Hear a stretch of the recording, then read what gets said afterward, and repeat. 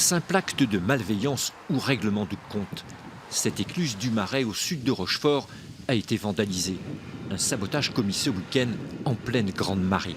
Quelqu'un est venu et visiblement a manœuvré l'écluse qui est ici et a baissé en fait cette porte de manière à ce que toute l'eau salée pénètre par-dessus et envahisse le canal et ainsi amène un apport de sel très important, justement des volumes très élevés dans l'eau douce. Une eau douce provenant du fleuve Charente qui alimente ce vaste marais fermé.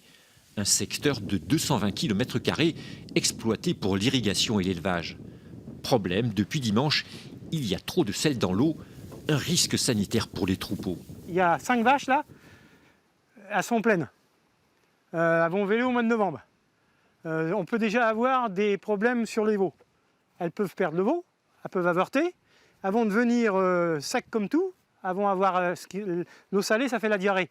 Et puis après, la vache, elle peut crever. Allez, hop, hop, hop, hop, hop, hop. C'est dégueulasse, on peut pas revendiquer, je ne sais pas quelle action ils voulaient revendiquer pour faire une connerie pareille, mais on peut pas s'en prendre à une profession. Depuis 4 jours, les équipes techniques du département effectuent des mesures. La norme, c'est 5 grammes de sel par litre d'eau. 19,6 de température. Donc ici, on est carrément au-dessus.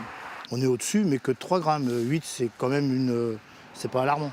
Des taux de salinité variables dans le Marais, seule une zone de 10 km² autour de l'écluse est véritablement impactée. Le retour à la normale va demander du temps. Il faudrait qu'il pleuve et il faudrait également que l'on puisse prendre de l'eau douce, des volumes supplémentaires dans la Charente pour procéder à une dilution. Et alors, c'est possible ? Techniquement, en l'état actuel des choses, non. En attendant, le département de la Charente-Maritime, propriétaire de l'ouvrage vandalisé, a porté plainte.